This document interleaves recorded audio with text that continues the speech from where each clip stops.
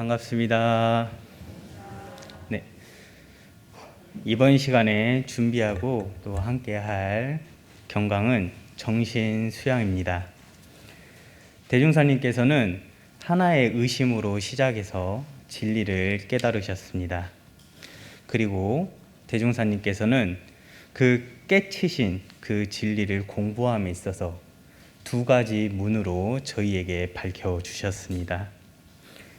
대중사님께서 내 교법의 진수가 모두 여기에 들어있다고 한 교리도를 보게 되면 인가보응의 신학문과 진공묘의 수행문이 바로 그 두 가지 문이 되겠습니다.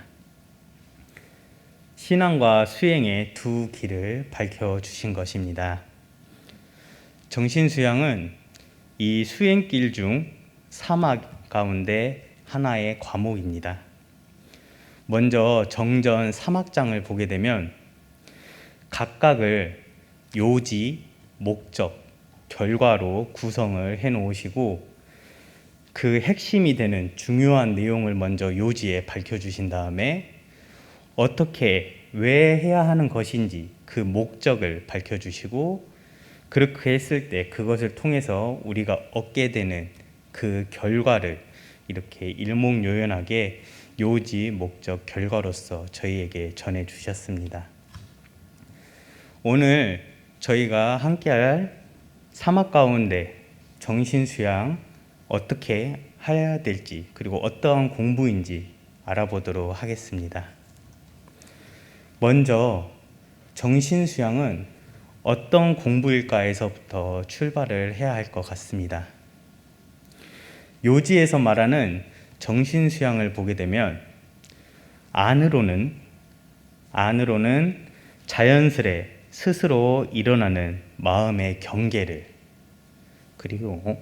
그리고 밖으로는 나에게 다가와서 그것으로 인해서 끌리는 마음의 경계를 곧 안팎으로 나에게 다가와서 나를 요란하게 하는 모든 경계를 이 수양을 통해서 구애받지 않고 끌리지 않고 곧 뚜렷하고 고요한 그 정신을 양성함을 정신수양이라고 말해주고 있습니다.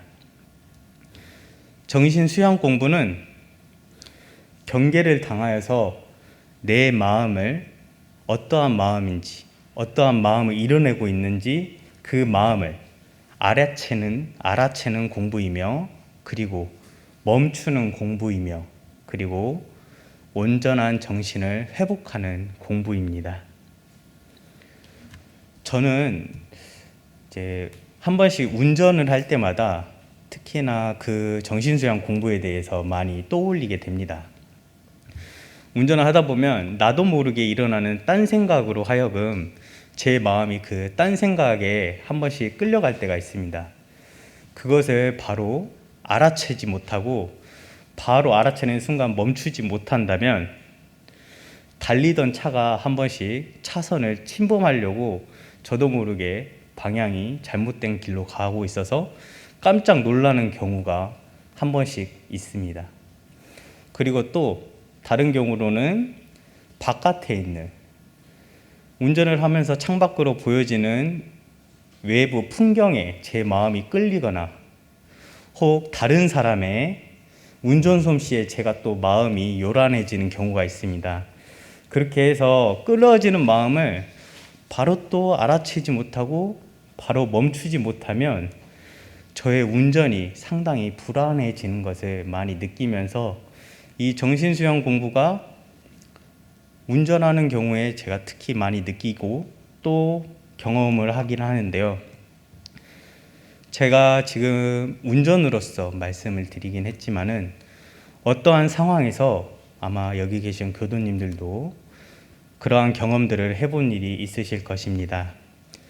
그러한 상황에 온전한 정신을 회복하고 유지하는 것이 곧 정신수양 공부라고 할 수 있겠습니다. 그렇다면 요지에서 밝혀주셨듯이 이러한 정신수양 공부를 우리가 왜 공부를 해야 할까요? 정신수양의 목적에서 그것을 좀 찾아볼 수 있겠습니다.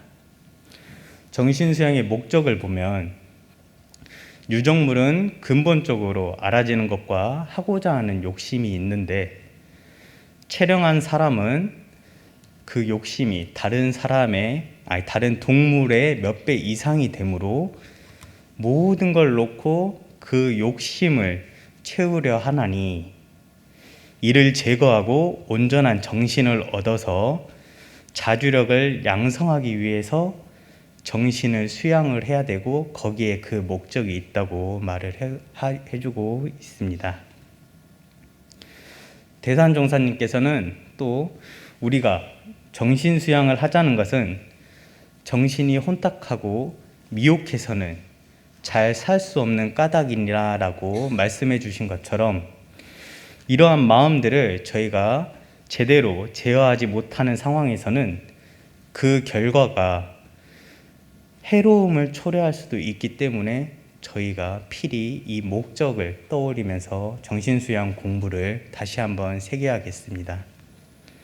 앞서 운전의 예로 잠깐 들었던 것처럼 그 상황에서 제가 온전함을 행하지 못했다면 그리고 바로 알아채는 공부를 하지 못했다면 그 결과에 대해서는 굳이 따로 말씀을 드리지 않아도 충분히 상상할 수 있는 상황이 될 거라 생각이 됩니다. 또한 우리는 이제 간단한 말실수 같은 거를 하는 경우가 있습니다. 네. 단순 장난으로 시작했던 일들이 상당히 커지는 경향이 있는데요. 간혹 가다가 그러한 경험들을 이제 겪으신 경우가 있으실 것입니다. 더 하고 싶은 마음에 아니면 혹은 이기고 싶은 마음이라든지 어느 순간 선을 넘는 경우가 생기고 걷잡을 수 없는 지경에 이르는 경우가 어쩌다 간혹 가다 한 번씩 일어날 때가 있습니다. 이처럼 내 마음을 스스로 온전하게 챙기지 못하였을 때 혹은 내 마음을 놓아버렸을 때 아니면 욕심에 매몰되었을 때 아니면 미혹되었을 때 그렇게 됐을 때 생기는 결과입니다. 바로 그 마음이 일어나는 것을 알아채고 멈추는 때를 온전하게 알기 위해서라도 우리가 정신수양 공부를 해야 한다라는 것입니다. 이렇게 정신수양 공부를 오래 해서 얻어진 정신, 그 상태가 정신수양의 결과에서 말하고 있는 천만 경계를 응용할 때에 마음에 자주의 힘이 생겨 수양력을 얻는다는 것, 바로 이것이 되겠습니다. 천만 경계를 응용할 때에 마음에 자주의 힘이 생기는 것, 어떠한 경계에도 흔들리지 않고 온전한 정신을 유지하는 것, 그리하여 내 스스로가 죄를 짓지 않고 올바른 길로 나아갈 수 있으며 올바른 인격을 양성하기 위해서라도 우리가 정신수양 공부를 해야 한다는 것입니다. 마지막으로 그렇다면 이 정신수양 공부 방법에는 어떠한 것이 있을까요? 교수님들께서도 익히 알고 계실 우리의 정기훈련 과목 중에 정신수양 훈련 과목은 연불 자선 등이 있고 또 신고, 기도 등이 이 공부에 해당이 될 것입니다. 정산 종사님께서는 수양의 방법은 연불과 좌선과 무시선, 무처선이 주가 되나 라고 말씀을 해 주셨습니다. 7월 초에 그러니까 얼마 전에 원불교 청년회에서 청년 심야선방 시즌2 작년에 이어서 올해에도 청년 훈련을 이제 원불교 청년회에서 주최로 했었는데요. 총 4일간 밤마다 진행되는 시간이었습니다. 저도 이번에는 한번 마음을 내서 같이 하게 되었었는데요. 청년들과 함께 하면서 다양한 감상이 들어졌었는데 가장 크게 와닿는 감상이 꼭 어느 때를 지정을 해야지만 그 공부를 하는가에 대한 그러한 감상이 들어졌습니다. 내가 어떠한 주체를 잡고 공부에 마음을 내느냐, 그러한 마음을 이뤄내느냐에 따라서 얼마든지 공부를 할 수 있겠다라는 무시선 무초선의 감상이 좀 더 와닿는 시간이었습니다.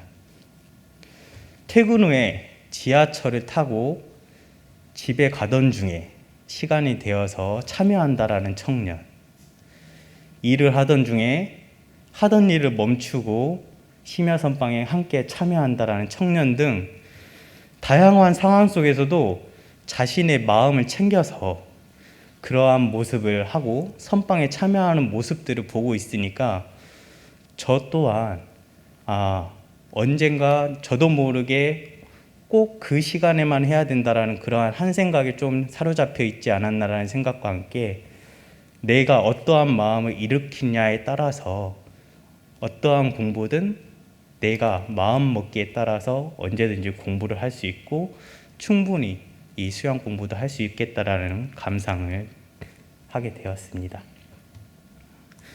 네, 마무리하겠습니다. 이렇게 정신수양 공부에 대해서 알아보았습니다. 새스랑의 새 발과도 같다고 말씀해 주신 것처럼 정신수양은 사리연구, 작업 치사와 함께 과목은 비록 다르지만 실질 공부를 해 나아감에 있어서 떠날 수 없는 연관을 가지고 있는 사막 공부 가운데 하나임을 염두에 두시면서 실지 마음을 단련하는 이 정신수양 공부를 통해서 저를 포함해서 여기 계신 교도님들도 간절하게 우리에게 전해주신 이 대중사님의 진리에 한 발자국 더 나아가길 희망하면서 이상 마치겠습니다. 감사합니다.